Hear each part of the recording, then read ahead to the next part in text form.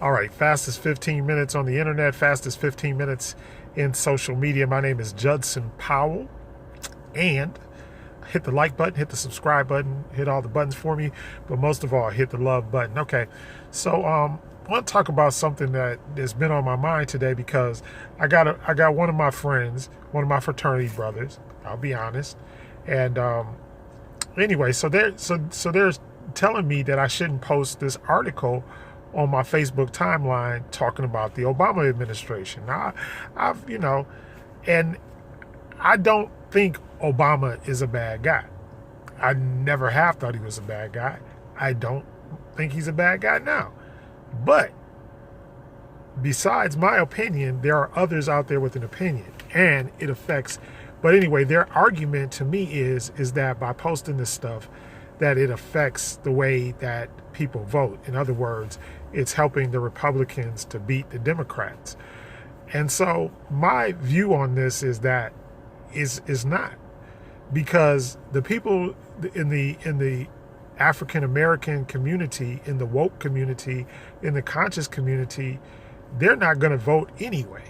All right, because that's what I've been arguing with everybody about for the last couple of weeks. I've been arguing about voting, and there's like a lot of different opinions about this, and even from some of the most, noted scholars that we have, they're telling people, it doesn't really matter if you vote or not. All right, and a lot of black people feel that whether you vote or not, it doesn't really make a difference. Whether you vote Democrat or Republican, they both look at it as one side of the same coin. That they're both slave masters. The Democrats are slave masters. The Republicans are slave masters, and so it doesn't really matter. One of the memes I saw, one of the memes a brother sent me was that our ancestors didn't die so that we could choose who our next slave master would be.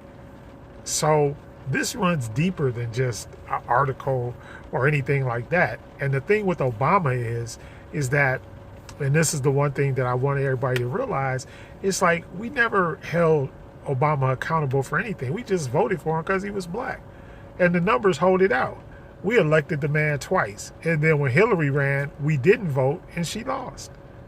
So you got to look at it from the standpoint, and the voting did count. Don't get me wrong. But at this point in history, what we're facing, okay, we either have to create and present an agenda. Create and present an agenda.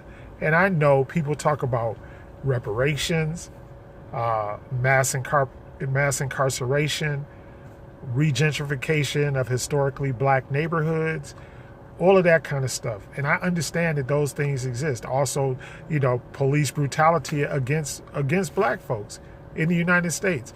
I mean, come on. Just a couple of weeks ago, we had an anti-lynching bill that 4 United States senators voted against. So we see that there are some problems there. And these things are not, even by the current candidates, they're not being addressed. Okay, now do I think that whoever the Democratic nominee is should win? Yes, because I despise Trump.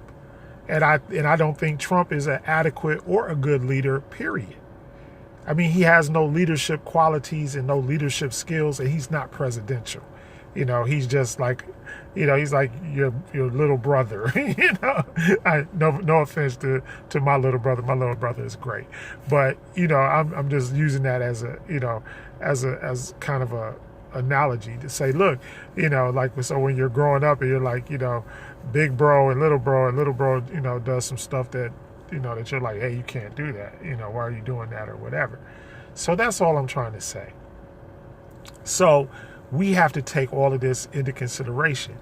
We need to come, in my opinion in this, is that we need to come up with an agenda. There was another one of my fraternity brothers, he posted an agenda. And I liked his agenda. I liked the things that he had included. In fact, I'll post it on my timeline, but I liked his agenda.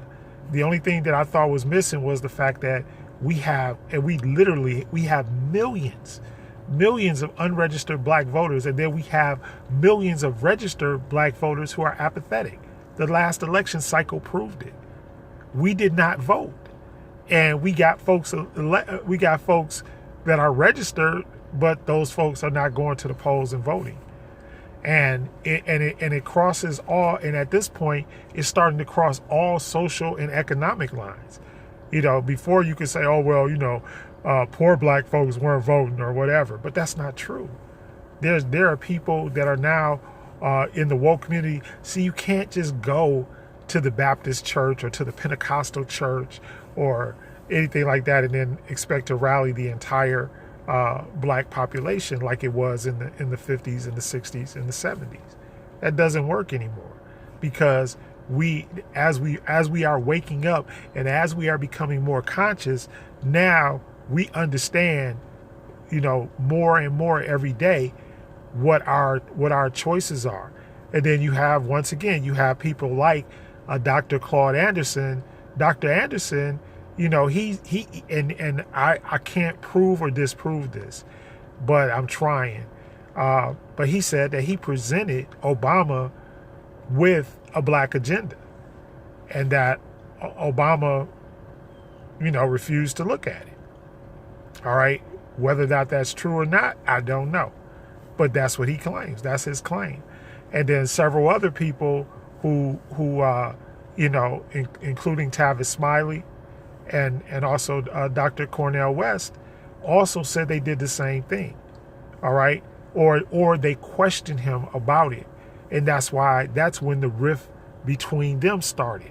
And I know everybody just wants to downplay certain things, but you got to realize that, that those rifts and those separations in between us, no matter how you feel about those people personally, but they were trying to do things to advance our people, period. It was, and so even right now, so and some of the most heinous things that Obama did, like the assassination of Gaddafi.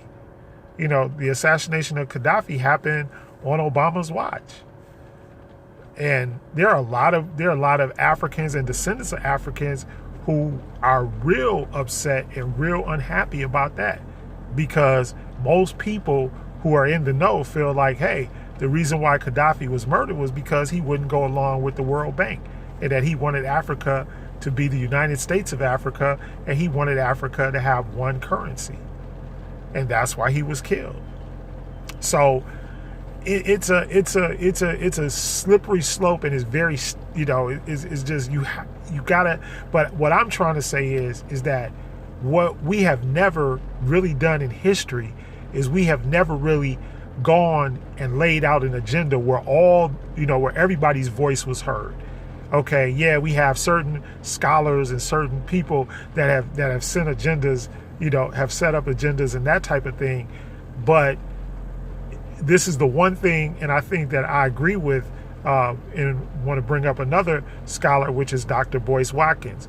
All right, so I agree with him that I don't think that there should be just like one voice, because when we had Dr. King or Malcolm X or, whoever we've had, that one voice wasn't able to rally, everybody around, and because everybody was fractioned. But we need to be able to come together and say, okay, yeah, we need to do, okay, so for example, Dr. Claude Anderson's theory and Dr. Boyce Watkins' theory is that we need to be strong economically, and we need to have our own businesses, basically Malcolm X's plan. The fact that we need to have our own businesses, we need to have our own economic and financial plan and all of this, and that we need to separate. That's where the Malcolm X part comes in, because they feel like, hey, we need to get away from these people, But on the other hand, I personally don't believe that you can have economic power without political power. So that's where we vary. But it doesn't discount my theory, their theory. In other words, nothing is mutually exclusive. Nothing exists by itself. mutual exclusivity is not something that exists. And so Dr. Watkins, I agree with him saying that we need a multitude of voices. So, and that's why we need to have we need Dr. Umar Johnson. People are sitting up there talking about this man, but Pan-Africanism is a legitimate political movement that we need to be inclusive of. We need to be inclusive of that. We don't need to say, oh, well, y'all mad at him about that school or whatever. That's crazy. But this is a man that's dedicating his life, no matter what his, personal life and all that, but he's dedicating his life to helping his people. All right. So that's why I say, so we can't have this whole mutual exclusivity thing, or, the same thing with the people at ADOS and Black Lives Matter and all that kind of stuff. Everybody should have a voice at that table, and the agenda should include everything that everybody wants. Some things have to be prioritized, but, once again, we're spending between $500 billion and $1.5 trillion in the economy, and none of that is going to us.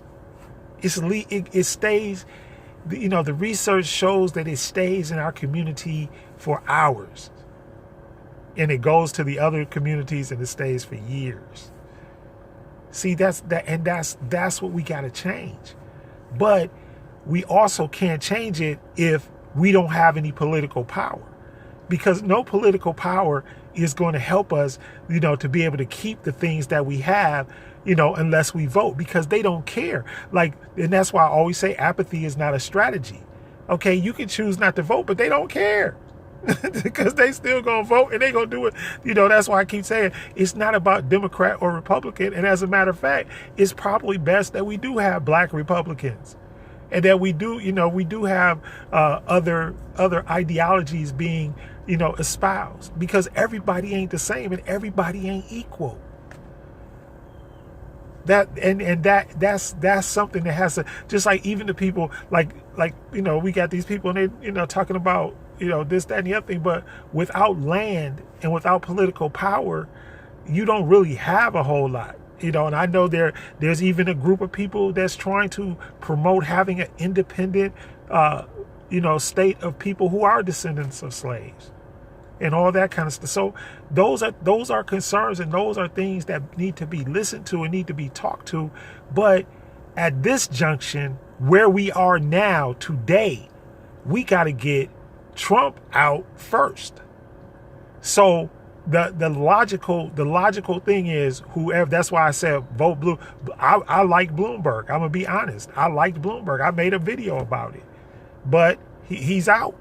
So now whoever wins the Democratic nomination, whether it be Biden or whether it be Bernie Sanders, I'm gonna vote for him. Why? Because it's more important for me to have the peace of mind to get Trump out of there than it is to worry about past political politics. And the other thing is, we're talking about stuff that happened in the 80s and the 90s. God, that's 30 years ago, y'all, 40 years ago. The political climate wasn't the same. The choices weren't the same. People had to do what they had to do. It's easy to be hindsight and be 20/20 at hindsight and say, oh, well, I wouldn't have done that. Well, you don't know what you would have done because you weren't the one that was in charge of making the decision. So that's all I'm screaming. I'm not mad at Obama or anything, but the fact remains that we never gave Obama an agenda, or we never pressed him on an agenda. And so really, I was disagreeing with the article because I thought that it was unfair to say, that Obama did nothing for black people. Because black people never asked Obama to do anything for them. The only thing Obama said was change. And he never said how. He never said why. And he never gave a plan to do it. And that's the honest to goodness truth. So you can't hold somebody accountable for something that you never presented to them. Whether you like it or not. So anyway, That's the fastest 15 minutes. I know y'all gonna hate me or whatever. I'm either gonna be a coon. Everybody calling me coon now, though. Both sides. Love you. Press the like button, the subscribe button.